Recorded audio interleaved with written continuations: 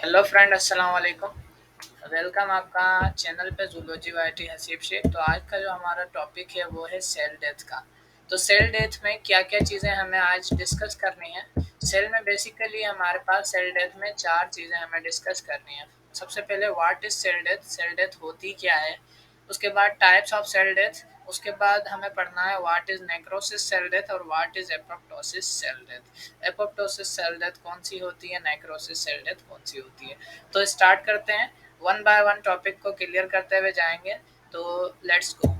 तो सबसे पहले हमें पढ़ना है what is cell death. Cell death होती क्या है। Cell death is the event of the biological process ceasing to carry out its function.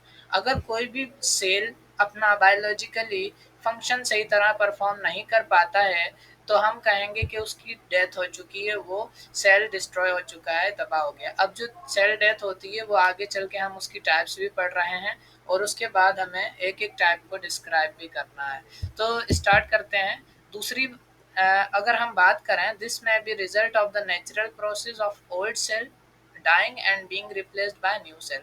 हम ऐसे भी कह सकते हैं कि जो पुराने सेल होते हैं वो मर जाते हैं और उनकी जगह न्यू सेल जो होते हैं वो रिप्लेस हो जाते हैं। तो ये जो प्रोसेस होता है तो इसे हम सेल डेथ कहते हैं, जो ओल्ड सेल डिस्ट्रॉय हो जाते हैं।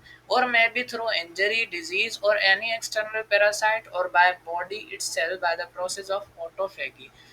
ये जो सेल डेथ होती है ये किन काजेस की वजह से होती है। इंजरी की वजह से हो सकती है, जख्म लग गया किसी को डिजीज हो गई, और किसी का एक्सटर्नल पैरासाइट बहुत सारे होते हैं बॉडी पे अफेक्ट कर लिया, उन्होंने सेल डिस्ट्रॉय कर दी है। और या तो बॉडी खुद से ही अपने सेल्स को डिस्ट्रॉय कर देती है जो यानी कैंसीरियस होते हैं, जैसे कि वाइट ब्लड सेल जो होते हैं हमारे जिनों में न्यूट्रोफिल्स जो होते हैं वो ऑटोफेगी का प्रोसेस परफॉर्म करते हैं, जिसमें जो सेल्स की डेथ कराते हैं वो उन सेल्स की जो इन्फेक्शियस होते हैं, यानी कि उन पे बैक्टीरिया या फिर कैंसर सेल जो होते हैं उनको डिस्ट्रॉय करते हैं। तो ये है सेल डेथ। सेल डेथ के बाद देखें हम कि सेल डेथ की टाइप कितनी है। How many type of cell death, ये एक मेन सवाल है। तो इसमें जहाँ पे भी पूछा जाए तो हम कहेंगे दो टाइप की सेल डेथ होती हैं। तो नंबर वन होती है नेक्रोसिस। नेक्रोसिस कौन सी टाइप की है, यानी ये एक एक्सीडेंटल सेल डेथ कहते हैं इसे, नेक्रोसिस को। दूसरी है एपोप्टोसिस। एपोप्टोसिस को कहते हैं हम प्रोग्राम्ड सेल डेथ, यानी ये प्रोग्राम्ड होती है बॉडी की सेल डेथ कराने के लिए, ये प्रोग्राम्ड सेल डेथ होती है। पूरी हम पूरी बॉडी तैयार के साथ जो है इस सेल कोई पर्टिकुलर सेल की डेथ अगर कराए तो हम कहेंगे वो एपोप्टोसिस का प्रोसेस है। अब एक एक इन दोनों में से हर एक प्रोसेस को हमें डीपली स्टडी करना है। तो सबसे पहले हम बढ़ते हैं, उससे पहले आपको मेरा चैनल सब्सक्राइब कर देना है अगर नहीं किया तो। Necrosis cell death. Necrosis cell death कौन सी होती है। Necrosis is a non physiological process of cell death that occur as a result of infection और इंजरी। नेक्रोसिस सेल डेथ जो होती है ये इंजरी या इन्फेक्शन की वजह से होती है। मिसाल के तौर पे अगर हम एग्जाम्पल लें, for example if you are moving from a narrow street and you had struck to a wall. अगर आप एक पतली गली में से जा रहे हो और आपका हाथ जो है वो दीवार के साथ लग गया है, and eventually you observe that I injured, और आपने अचानक महसूस किया कि आप जख्मी हो गए हो, तो ये जो आपके हैंड में सेल्स की डेथ होगी इसे हम कहेंगे necrosis cell death. This type of your hand cell death is known as necrosis. अगर हम प्रैक्टिकल ऑब्जर्वेशन की तरफ मूव करें, let move on the practical observation, तो हम देखेंगे यहाँ पे एक हैंड है और यहाँ पे एक डार्क रीजन है, ये जो हाईलाइट किया हुआ है ये जो रीजन है यहाँ पे बताया गया है कि भाई कहीं कभी इसे जख्म लगा था तो यहाँ पे नेक्रोसिस का प्रोसेस हुआ है सेल डेथ का। उसके बाद अगर हम इसका मैकेनिज्म देखें कि क्या होता है, तो ये जो ग्रीन कलर का शो हुआ है ये है नॉर्मल सेल। नॉर्मल सेल अचानक से किसी इंजरी या किसी इन्फेक्शन के थ्रू इस तरह का सेल बन गया, यानी इसकी डेथ हो चुकी है। तो इसमें ये इसके काजेज दिए हुए हैं, हीट से भी हो सकता है, ट्रोमा, एनोक्सिया और पैथोजिन ने भी अटैक किया हो सकता है इस सेल पे, तो ये नेक्रोसिस की वजह से डेथ हो गई है।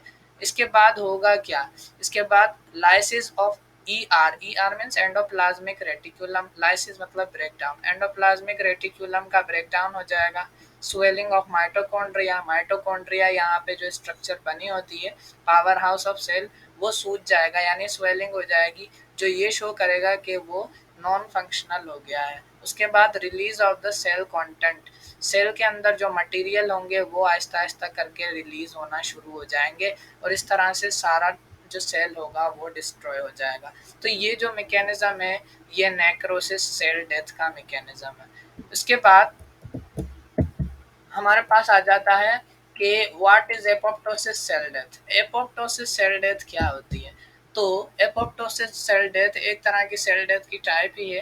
A type of cell death that result natural process of old cells dying and being replaced by new cells. जैसे हमने पहले शुरू में पढ़ा था कि ओल्ड सेल मरते चले जाते हैं यानी कि डाई हो जाती हैं और डेथ हो जाती है उनकी, और जो नए सेल होते हैं वो उनकी जगह रिप्लेस हो जाते हैं, उनकी जगह ले लेते हैं।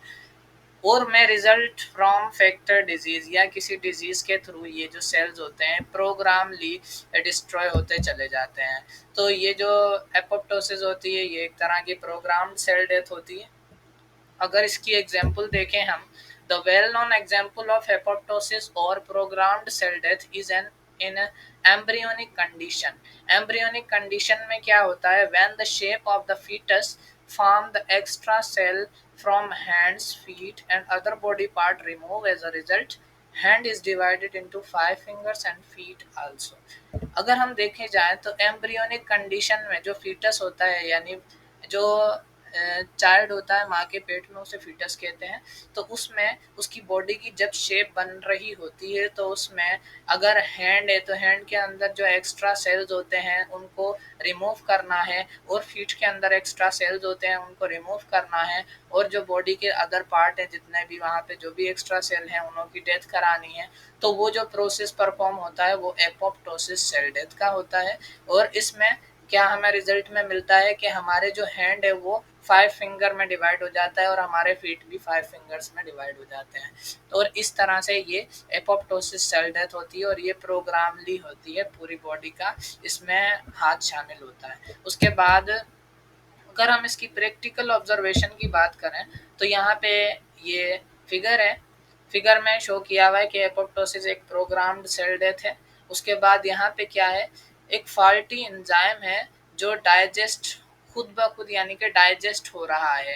अ faulty enzyme must be digested और they can be incorporated in other cell. अब ये एक नॉर्मल सेल था, नॉर्मल सेल था, अब इसका क्या हुआ, इसके अंदर एपोप्टोसिस का प्रोसेस हुआ।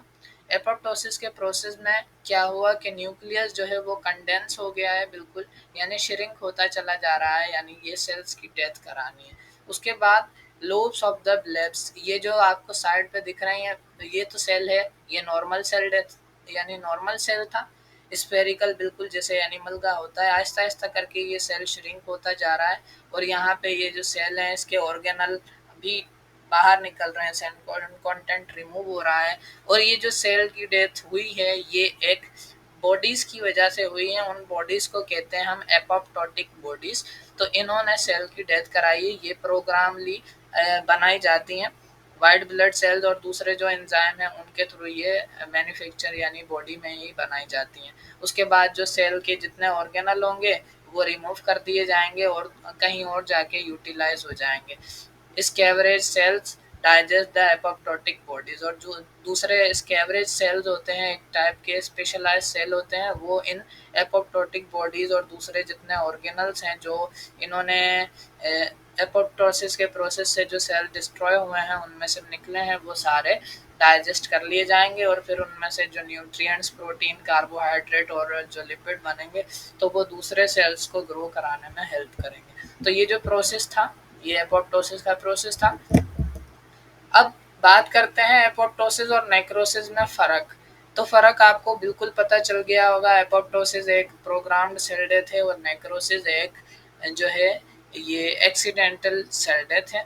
अच्छा, अगर ये एक नॉर्मल सेल है, अगर ये एपोप्टोसिस में जाएगा तो प्रोग्रामली इसके देखो पार्टीशन बनाए जाएंगे कि पार्टीशन के थ्रू इन्हें डिवाइड किया जाएगा सेल डेथ को। ये सेल फेज 9 है, इस तरह के एंजाइम यूज होंगे बहुत सारे जो इस सेल्स की डेथ कराएंगे, तो ये एपोप्टोसिस है।